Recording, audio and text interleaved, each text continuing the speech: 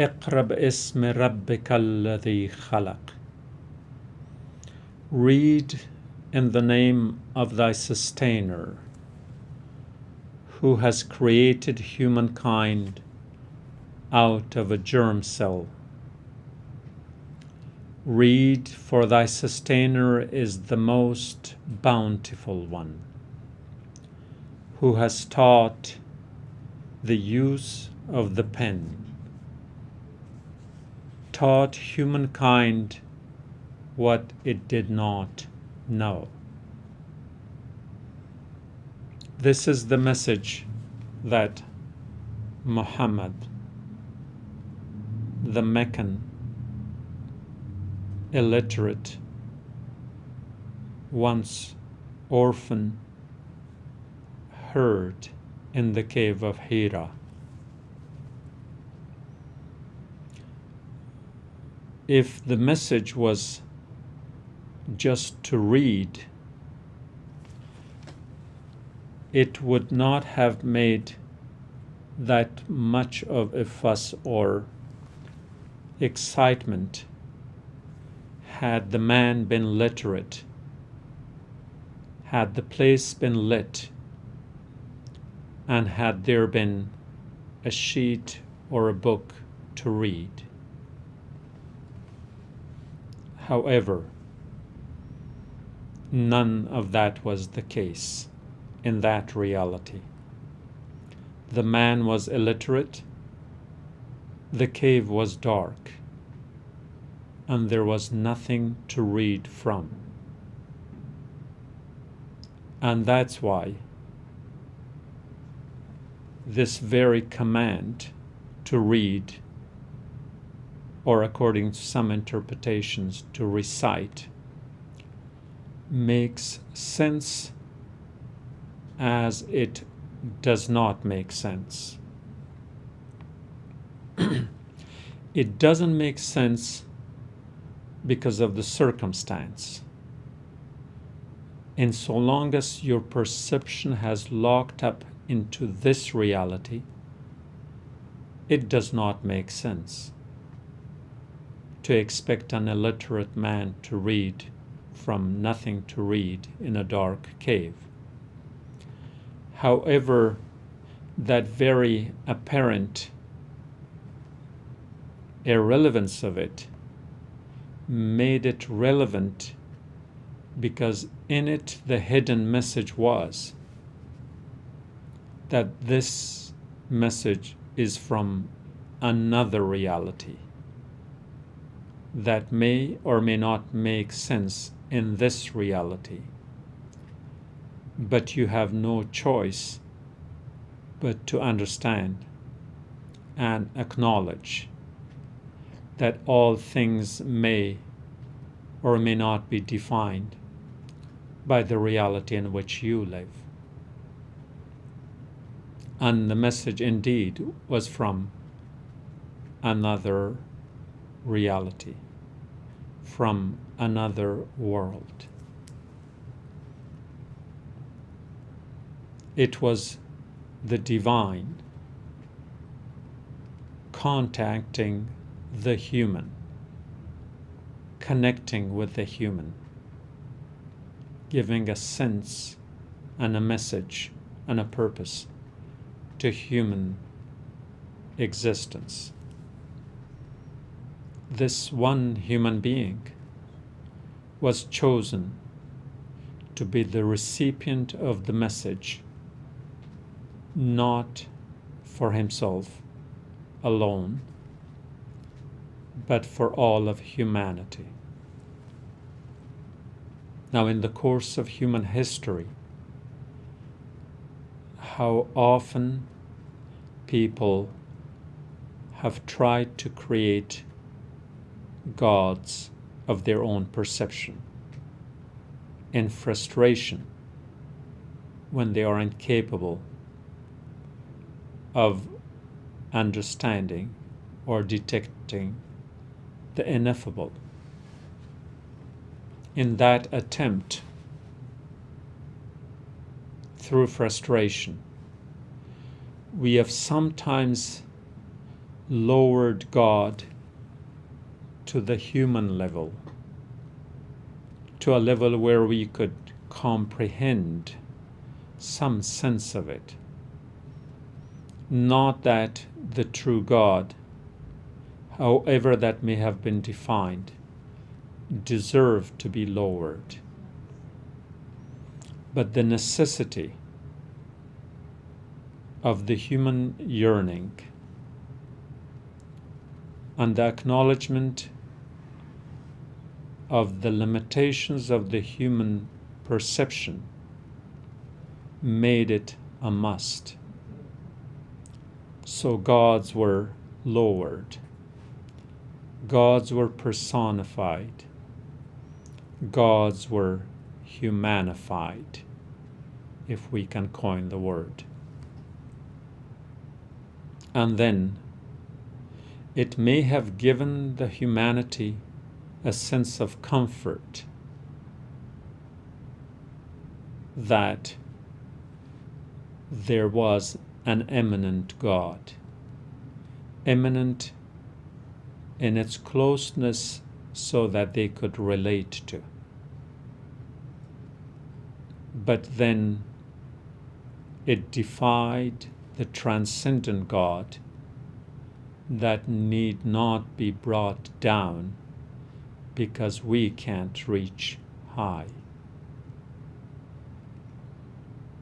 Yes, there were alternatives in which, if they left the divine in its own realm up high, and high only to imply distancing it from where we live on this earth. So then they would elevate a human to the level of God to shorten the distance. So many became gods through the power of the sword and sometimes the power of the pen, and sometimes through the power of the word, sometimes through coercion, sometimes through its sheer necessity. Humans had been elevated to become gods, to fill the space, to shorten the distance, to reach where they could not reach otherwise through their rational sense. Whichever alternative, when either God was reduced to other than God, or when human was lifted up from a position of other than human, the humanity of the human and the divinity of the divine were both betrayed. They were betrayed because humans became slaves to the whim of their perception, and they couldn't fathom, they couldn't bridge the gap.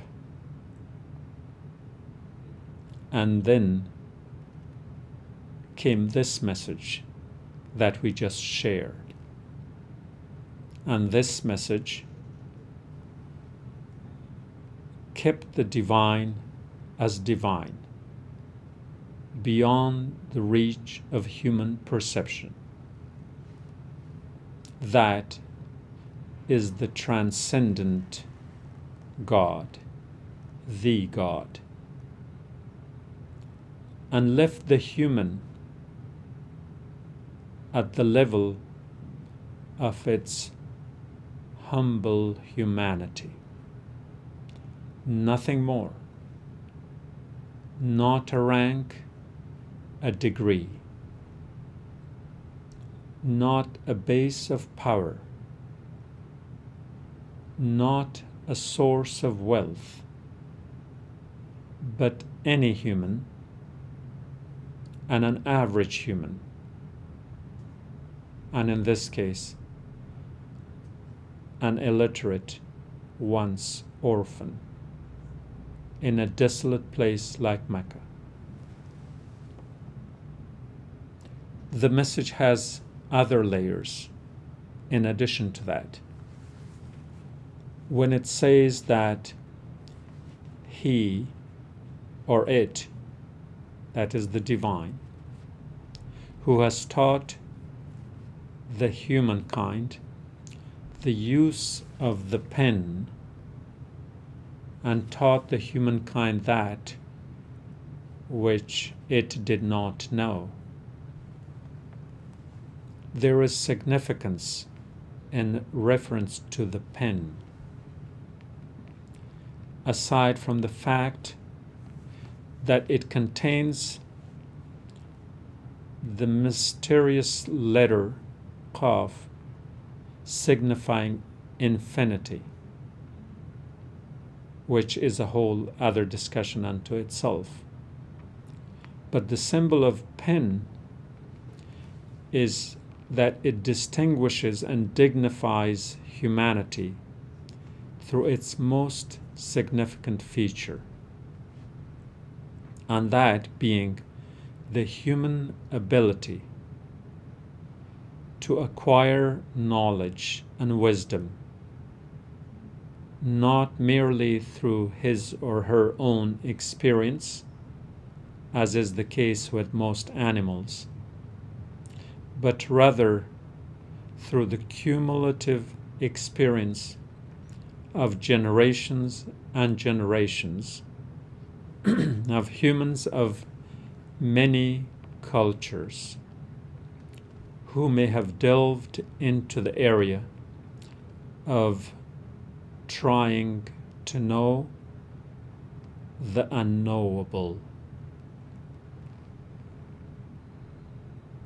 And that knowledge and wisdom is then recorded, protected, and shared with subsequent generations that make the average person in our times perhaps as wise as some of the great philosophers of the past.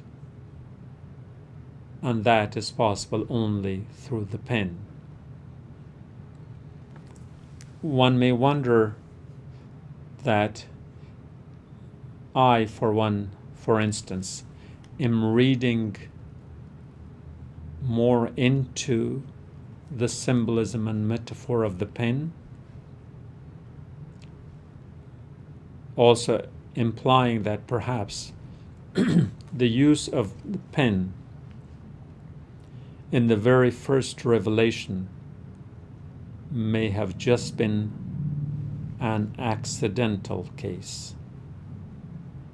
Not so, because in the next revelation, the Quran starts with the same symbolism of the pen.